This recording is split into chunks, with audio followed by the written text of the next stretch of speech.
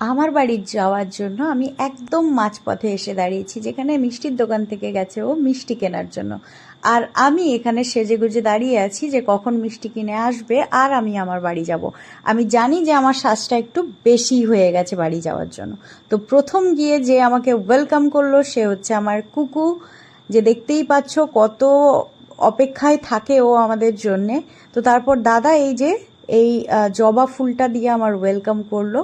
মানে অনেক দিন পর বাড়ি এলে এতটাই এক্সাইটমেন্ট সবাই থাকে, যে মানুষ কোনোদিন ফুল তোলে না সে আমার জন্য ফুল তুলে আমার জন্য রেখেছে। এই যে মোটুকে দেখছো ও হলো পূজা, যে আমার জন্য সেও অপেক্ষা করছিল, কিন্তু সে এসে আগে আমার আনা জিনিস ও খেয়ে ওকে পেটটাকে ফুল করছে। তারপর কিছু জিনিস শুনে মানে ওর সাথে আমার একটু ঝগড়া হয়েছিল, তাই একটু রাগ দেখাচ্ছিলাম।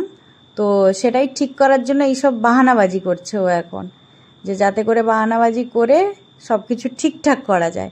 তো তার আগেই ওকে মোটামুটি খাওয়া দাওয়া করাতে হচ্ছে। দেখো তার অ্যাটিটিউডটা দেখবে এবার, কেমন ঝাঁপ দিয়ে লাফ দিয়ে আসবে।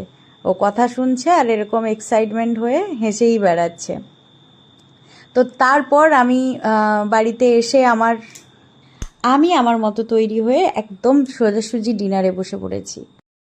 বাড়ি এসে যে ডিনারটা আমার ছিল সেখানে ছিল গরম গরম ফুলকো লুচি, আর তার সাথে ছিল মায়ের বানানো স্পেশাল আলুর দম, যেটা খেতে একদম জবরদস্ত।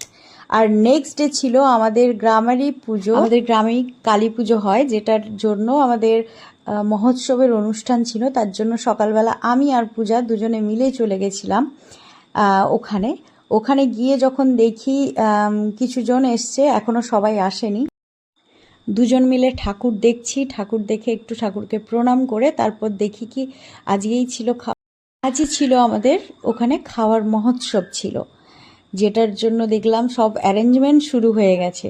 তাই আর লোভ সামলানো আমার দ্বারা গেল না, তাই আমরা দুজন একটু ওয়েট করতে থাকলাম এভাবে। তো দেখা হচ্ছে নেক্সট ভিডিওতে। Thank you.